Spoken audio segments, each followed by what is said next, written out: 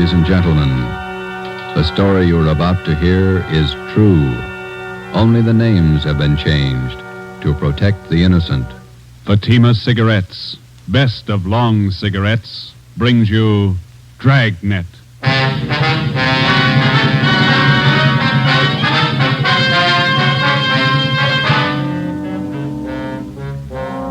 You're a detective sergeant. You're assigned to Juvenile Bureau. A rash of crimes has broken out in your city. Suspicion points to an organized gang of juveniles. Your job, stop them. If you want a long cigarette, smoke the best of long cigarettes. Smoke Fatima. It's the long cigarette that contains an essential ingredient of all the very popular cigarettes, Turkish tobacco. That's why you see the Turkish symbols on the attractive gold and yellow Fatima package. That's why Fatima has a much different, much better flavor and aroma than any other long cigarette. That's why Fatima doubles and redoubles its smokers. Yes, if you want a long cigarette, smoke the best of long cigarettes. Smoke Fatima. Dragnet, the documented drama of an actual crime. For the next 30 minutes, in cooperation with the Los Angeles Police Department, you will travel step by step on the side of the law through an actual case from official police files. From beginning to end, from crime to punishment, Dragnet is the story of your police force in action. It was Sunday, March 27th. It was windy in Los Angeles. We were working the night watch out of Georgia Street Juvenile Bureau. My partner's Ben Romero. The boss is Ed Backstrand, chief of detectives. My name's Friday. I was on the way up from the Juvenile Bureau, and it was 11:25 p.m. when I got to the receiving hospital, room 5, the treatment room. Everything happens on Sunday nights, huh, Joe? Yeah. How's the kid making out, Doc? The one arm is cut up badly. Nothing fatal, though. How'd it happen? That's what I'd like to find out. Can I talk to him? If you want. Don't press him, though. He's had a bad shock. All right.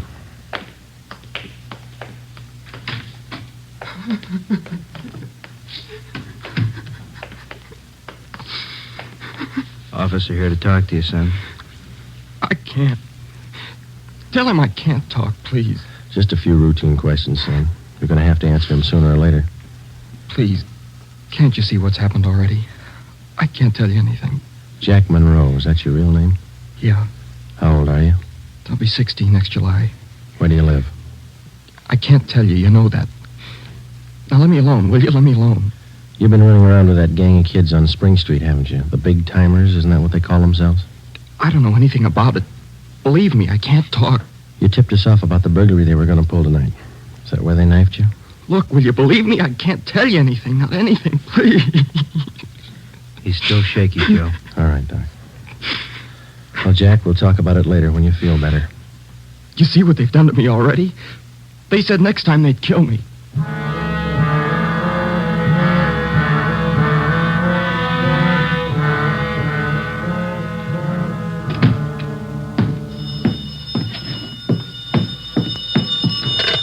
Juvenile Bureau, Friday. Yeah, okay, Fred. Goodbye. How'd you make out, Joe? Not very good, Ben. Captain Bowling come in yet? You checked in while you were gone. Wants to see us. Okay. The kid tell you who knifed him? No, I scared him good. He wouldn't tell me a thing. You get a line on the boy's parents, Friday? I got a hold of his father. He's on his way in. How's the boy? Bad knife wounds. Nothing fatal. You know the boy? Not till this afternoon, Captain. He tipped us off about a burglary a gang of young kids were supposed to pull tonight. Go through? No, but 2 hours ago, this Monroe kid was found in a vacant lot down on Olympic, cut up pretty bad. The gang must have pegged him. How long is it going to take you to break that up? Well, we're just starting to get a line on him, Bob. Must be nearly 100 in that gang. And every one of them working hard. Take a look at that pin map over here. This spot here, look at it. All the jobs pulled during the last month, huh? The last 5 weeks, up to date. Red tabs for burglary, must be more than 100. The robberies, green pens, count them, at least 50. And there's 5 more orange ones I added for the weekend, auto thefts. You bet those kids are working hard. We got a lead on them. That's more than we had last week. You have to push it harder. Here's the big reason. This line of pins, brown and black. Purse snatchings. Purse snatching and rape, 26 of them in the past 5 weeks. They're pretty well concentrated in one area here. That's right. Now, what's the lead you're working on? Right there on the pin map, Captain. Well, these 2 blocks here, Bob, where Franco Alley intersects Spring Street. Well, what about it? Well, it's the only clear area for a dozen blocks around. There's not a colored pin on it, you see? Yeah. Now, all the rest of the pins, the robberies, burglaries, attacks, they all seem to branch out from this same spot right here in definite patterns. Franco Alley and Spring Street. You figure that's the focal point for the gang? Well, it's got all the marks. For instance? Well, we've been checking that neighborhood for a week. We got it narrowed down to one place. Right on the corner of Franco and Spring. What is it? It's a soda fountain. It's pretty typical. Only it stays open all night, and it gets a pretty good play from kids. It's a regular hangout, Captain. Pretty tough youngsters. None of them over 18. Who runs the place? Guy named Eddie Ramsey, small-time con man. Had a run-in with him when we worked bunco detail. I remember the name. Smart mouth. Tried to give us trouble when we talked to some kids in there last night. He's got a place set up for him in the back of the store, kind of a club room. It sounds like a good lead. What are you doing about it? Well, just a minute. Captain Bowling. Yeah? Who? Yeah, we'll be right down. The Monroe kid, his father's downstairs, cursing every one of us. What's his problem? Can't understand how his boy got into trouble. Come on, Ben, let's tell him.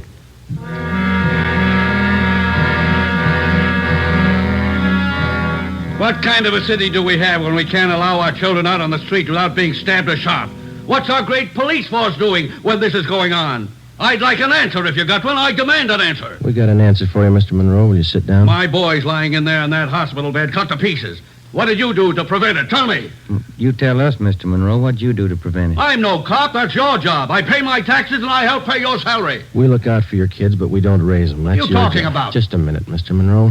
Answer me this. How old is your son, Jack? He's 16, I think. Why? You know what he does with his spare time? Where he spends his nights? Of course I do. He's at home. Some nights he goes to the library. Then you don't know much about your son, Mr. Monroe. For the past month, 4 nights out of 5, he's been hanging around with a gang down at a soda fountain on Spring Street. He's down there as late as 2 a.m. He says he goes to the library. How do I know? I'm a busy man. Did you know that your son is mixed up with that gang? He's not mixed up with a gang. A bunch of small-time thieves, but they're growing. They started with purse snatching, breaking in parked cars, burglarizing candy stores. You don't know what you're talking about. Wait a minute, please. And then they took up robbery, stealing cars, beating up girls, women, attacking them. You're crazy. Jack's not that kind. He's part of that gang, and right now we hold all of them responsible. My boy wouldn't do anything like that. He's a member of that gang, he told us. They're the ones that knifed him tonight. That's a lie. Jack's not mixed up with anything like that. You believe anything you want, Mr. Monroe. We're going to protect your boy as much as we can, but don't expect us to raise him for you. Now, you better take a free piece of advice. You keep your advice. Jack's not in this. You can't prove he is. We're not out to prove anything right now. But you catch up with that boy of yours. Keep him off the streets before it's too late. Are you threatening me? No, sir, advising you. Next time we might meet at the morgue. 1 a.m. Monday, March 28th. A detail of 50 officers from Juvenile Bureau and Metropolitan Division were deployed for 16 blocks along Figueroa Street. At 5 minutes past 1, they started to move south over an appointed area. In the space of half an hour, 18 young kids, none of them over 17 years old, were picked up off the streets and brought to the second floor at 1335 Georgia Street, the Juvenile Bureau. 4 of the youngsters were girls. At 1:45 a.m., Ben and I checked the soda fountain on the corner of Franco Alley and Spring Street.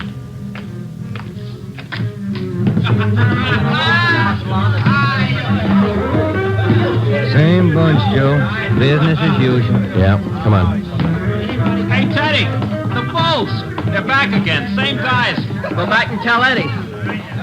Hey, look, why do you guys have to keep tracking us, huh? You'd think we were crooks or something. You were here the last time we checked in, Teddy. You ever go home? Sure, when I'm tired. I ain't tired. What's the matter? That's your money on the table there? Sure, it's my money. You want to borrow a buck? $28. That's a lot of money for a boy your age. You keep pretty late hours, son. You have to go to school in the morning? Maybe. I can sit here, can't I? It's free country. I'm drinking coffee. You gonna make me on that? You've been drinking more than coffee. Where's your driver's license? Oh, every time the same thing. There. March 10th, 1933, 16 years old. They giving you trouble, Ted? Eddie's on his way out. What's your name? Jones. Clyde Jones. Huh, Ted? Sure. He's got money, too. Rich family. You can save the smart talk, boys. Any of your pals in the back room? What's the trouble now, Sergeant? How many times a week do we get a checkup? Go ahead, Eddie. Read them off. We told you the last time, Ramsey. Clean up your place here or we'll ride your back till you do. I told you the last time, Sergeant, there's nothing wrong with my place. It's almost 2 o'clock in the morning. You got a dozen underage kids hanging around here doing nothing. Some of them have been drinking. Schoolboys. Better to have 'em in here than hanging around outside in the street. I keep an eye on 'em. You're not the guardian, Ramsey. This time of night, they've got no business in here or on the street alone. That's your opinion, huh? That's the law, Ramsey. Now, either you shut down that back room and keep these kids out of here late at night, or we'll go after your license. You don't scare me, Sergeant. You can't prove a thing. A couple of these kids have juvenile records. They're on probation. We can tag you for contributing. You still don't scare me. Now, why don't you leave the kids alone? That's right, Eddie. Read them off. Ben, get Benson and Bell. Roger. If you won't clean up your place, Ramsey, we'll do it for you. Yeah? What are you going to do? We're pulling these boys in, all of them.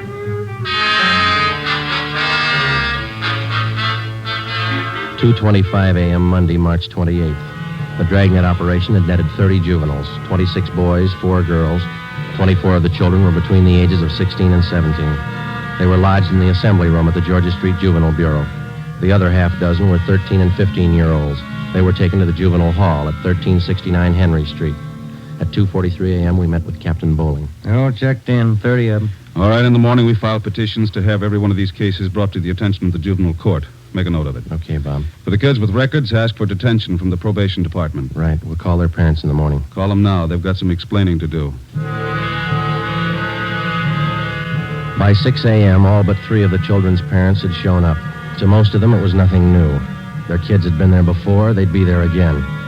They took the lecture from the juvenile officers calmly. As long as it didn't mean trouble for them, they wouldn't worry. When they got their children home, they would reprimand them, not for running the streets, but for being picked up by the police. Ben and I had seen the cycle of the young criminals start before, 100 times over. It had a lot of different endings, most of them sour. During the next week that followed, we booked an average of a dozen juvenile delinquents every night. The clampdown continued, so did the crime wave. 10 burglaries, 4 robberies, 8 car thefts, 6 purse snatchings, 3 assaults on women. 1 week's work. Picked up a new angle on Ramsey today, Captain. He might be fencing for the gang. Who gave you the tip-off? One of our informants. Ramsey's brother lives out in the valley. He's supposed to be pushing this stuff. You check him out? Yeah, couldn't get a thing on him. Well, that might explain what attracts the kids to that soda fountain. It explains those $20 bills the kids are flashing. They steal and rob, and then they sell the loot to Ramsey for nothing. Another thing. Ramsey keeps his place open all night, and there's no reason to. He doesn't get that much trade. It's only from the young gang that hangs around there. You question the kids. How do they account for having all that money? Well, most of them say Ramsey lends it to them. They say they pay him back a little at a time. I think he's fencing for the kids. Have you tried to get his license? No luck, Captain. We can't prove a thing against him. Then we'll do it the hard way. Sweat it out. That night, we drove out to Ramsey's soda fountain and asked him again to clean up his place, to keep the young kids out after 10 o'clock at night, to stop lending them money. He refused. There was nothing we could do. His business was a public place. He could not be held responsible for any of his patrons. In the next 10 days that followed, Ben and I haunted the sidewalk outside the soda fountain. We questioned every youngster as they entered and left. We made more than a dozen arrests. Many of the kids had been drinking heavily. We found some of them under the influence of narcotics. But Ramsey was still in the clear. The crime wave continued sporadically. Ben and I waited for our chance. It was a long time coming. Thursday, April 14th, we had dinner at Johnny Cokin's place, and it was 10:35 p.m. when we checked back in at the office. Hot shot. Grab it, Joe. Yeah. The terminal on Market Street, a 459 and shooting. The terminal on Market Street, a 459. Let's go.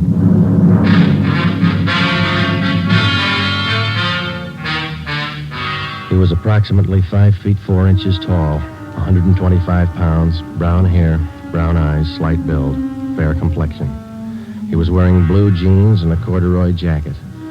We found him between a row of packing cases at the rear of the warehouse at Terminal and Market Streets. There was a single bullet hole in his forehead just above the left eye. There was a .38 revolver near his right hand. The watchman told us how it happened. She broke in the back of the warehouse, Sergeant. She wanted to shoot it out with me. Here's his ID card. Fell out of his pocket. Teddy Cameron, age 15. Dear God. A kid. I didn't know, Sergeant. He didn't either. He thought he was grown up.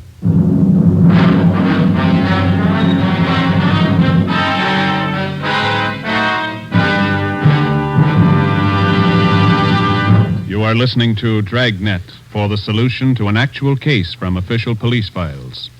Now, here's the solution to many of your Christmas shopping problems. If your friends smoke a long cigarette, give the best of long cigarettes. Give Fatima, and all is well. Fatima. The long cigarette that contains an essential ingredient of all the very popular cigarettes, Turkish tobacco. Give Fatima, and all is well. Fatima. The cigarette that has a much different, much better flavor and aroma than any other long cigarette. Give Fatima, and all is well. Fatima. The cigarette that has doubled and redoubled in popularity. Here are the authentic reports. New York Division. Fatima sales up 132%. Chicago Division. Fatima sales up 453%. Los Angeles Division. Fatima sales up 545%. More and more smokers agree Fatima is the best of long cigarettes. So enjoy Fatima yourself and give Fatima for Christmas in the attractive golden yellow carton. Everyone who smokes Fatima says that this great new long cigarette is the best of all long cigarettes.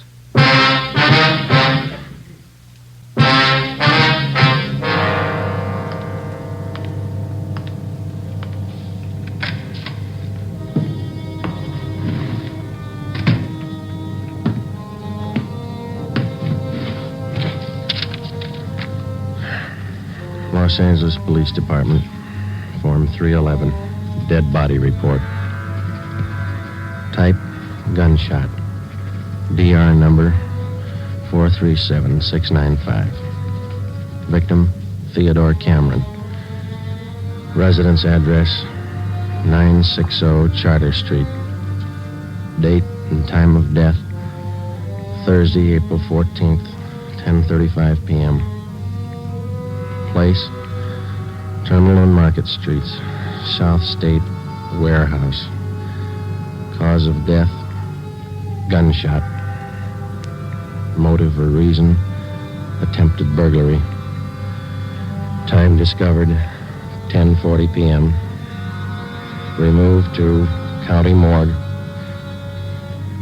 Discovered by Carl Hyba, night watchman. Identified by Barbara Cameron, sister. Description of victim, male, Caucasian, age 15, height, weight, so-and-so, occupation, student, descent, English, and was a witness, signed Joe Friday, serial number 2288, age 15.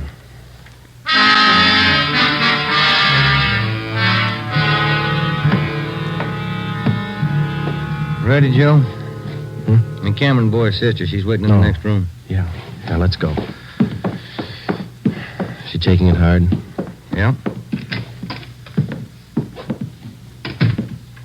Morning, Miss Cameron. Good morning. We won't keep you long. Just a few routine questions. Yes, all right. Miss Cameron, how many are there in your family? There were three of us. Teddy, Mike, and me. Mother and father are dead. I work. Teddy and Mike go to school. Mike does. How old is your brother Mike, Miss Cameron? He's 14. You're the sole support of your two brothers. Yes. Do you have any idea who the boys were your brother Ted used to run around with? I don't know them by name. I remember seeing a couple of them once or twice.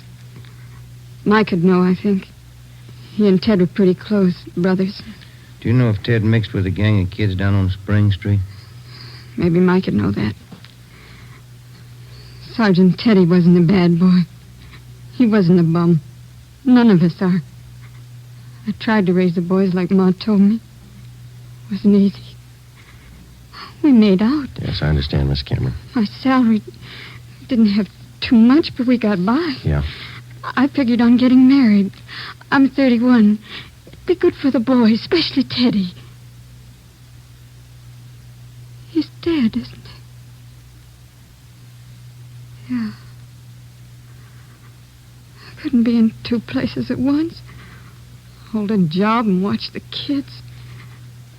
That's why I thought maybe a husband. I'm sorry to press, Miss Cameron. Do you think your brother Mike can tell us about that Spring Street gang? Well, Mike could know. Where can we find him? Staying at a friend's house. I got the address in my bag. Here. That's 2514. I don't write numbers too well. Thank you, Miss Cameron. You've been very helpful. I'll get somebody to drive you home. Oh, do I have to go? Would it be all right if I just sit here for a while? That's all right. I'm tired. Real tired. 2514 West Serrano Street. That was the address Barbara Cameron had given us. It was the home of Mr. and Mrs. Jean Brewer, high school friends of the dead boy's sister. We talked to Mike Cameron. He told us that his brother Teddy had been running around with a gang down on Spring Street. He identified Ramsey Soda Fountain as the hangout. It was 2:25 p.m. when we got back to Georgia Street Juvenile Bureau. Okay. Juvenile Bureau, Romero. Yeah, hold on, I'll call him. You, Joe. Thanks. Friday. Joe, this is Canfield in burglary. Yeah, Homer. You're working that Cameron case, aren't you? Yeah? I just got a report on one you might be interested in, out of the same neighborhood. Distillery prowl. What do you got on it? Looks like a juvenile M.O. They got away with 7 cases of Scotch whiskey. Expensive stuff. Okay, we'll hop on it. Bubeck Warehouse, Crocker at 7th. Miss Elizabeth Rice was the auditor in charge at the Bubeck Warehouse. We located her on the mezzanine office row. It was her job to keep a running inventory on all incoming and outgoing liquor stock. She knew her job well. As you know, Sergeant Friday, each and every bottle of distilled spirits carries a United States Internal Revenue stamp. Yes, ma'am. Each stamp carries a serial number together with the name of the firm to whom the stamps are issued. Well, Miss Rice, in the stuff that's missing, the stamp on each bottle carries the case number. Is that right? That's right. Now, what did I tell you? Oh, yes, I have it right here. 7 cases of high-grade blended Scotch whiskey. Now, I have a bottle identical to those in the missing cases. Yes, I see. Now, if you'll just look here, Yes, ma'am.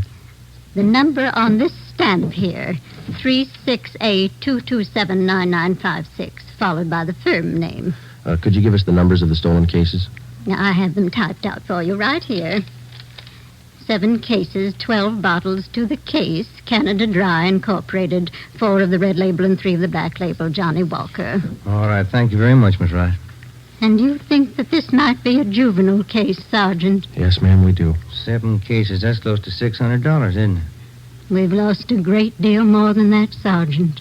The insurance company makes up for the liquor loss. Yes, ma'am.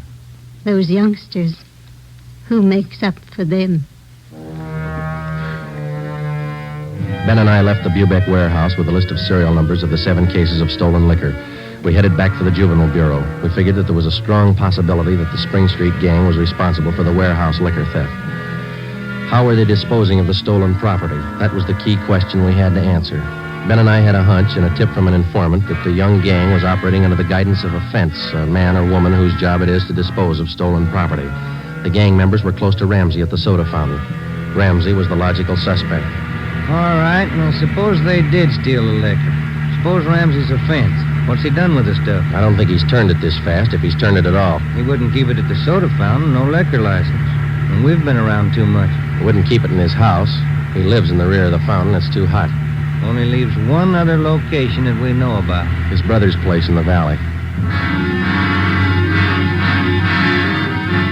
It was 5 minutes to 10 when we turned left off Ventura Boulevard onto Sepulveda. Ramsey's brother had a small farm about 1.5 miles off the highway. It was a modest white frame house planted squarely in the center of an acre of ground. An unpaved driveway led off to the left of the house to the garage. Pull up here, huh? Yeah, okay. Yeah, it looks kind of quiet, no lights. Let's go.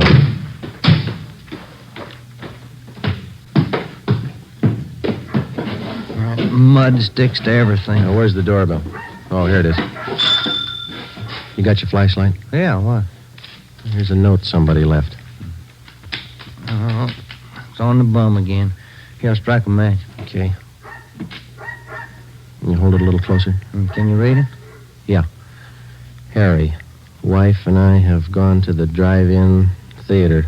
Before you put the truck away, get 3... Can you hold that match closer? Oh, no, wait a minute. Yeah. Get 3 cases out of the garage and take them into town. Ed is waiting. Please try to make it by 11:30 tonight. Let's see. It's signed George. The address is here. And there's the garage. Yeah, come on. 3 cases. Could be eggs, Joe. If it is, we wasted a trip.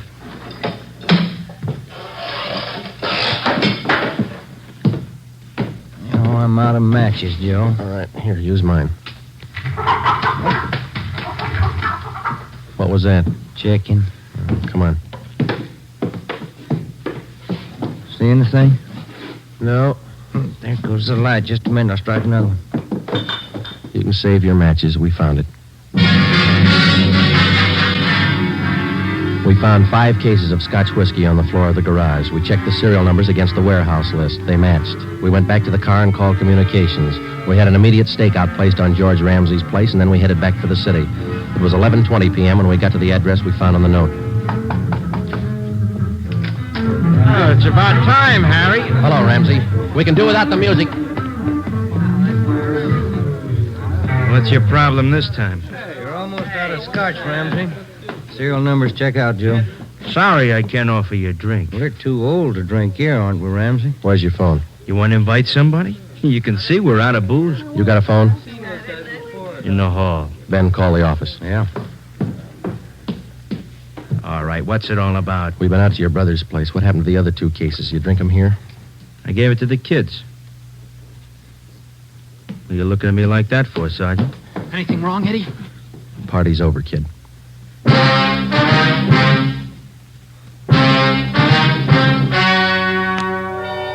The story you have just heard was true. Only the names were changed to protect the innocent. On June 5th, 1949, trial was held in Superior Court, Department 74, City and County of Los Angeles, State of California. In a moment, the results of that trial. Earlier tonight, you heard the reports of amazing increases in Fatima smokers from New York to Los Angeles.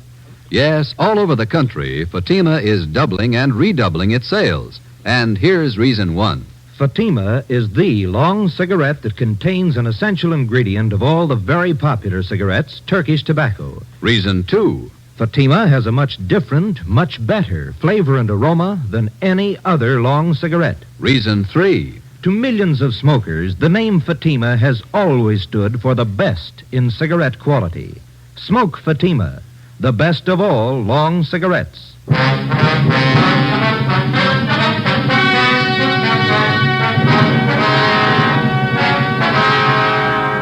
Edward and George Ramsey were tried and convicted in Superior Court of receiving stolen property. After serving their terms as prescribed by law in the state penitentiary, they will be returned to the county jail where they will serve a 1-year term for contributing to the delinquency of minors. You have just heard Dragnet, a new series of authentic cases from official files. Technical advice for Dragnet comes from the Office of Acting Chief of Police, W.A. Wharton, Los Angeles Police Department. Honoring the city of Greenwich, state of Connecticut, and the men who make up the Greenwich Police Department, another of America's great law enforcement agencies. One of these men, Chief John M. Gleason, FBI National Police Academy graduate, who dedicates his life to making yours more secure. Fatima Cigarettes, the best of long cigarettes, has brought you Dragnet from Los Angeles.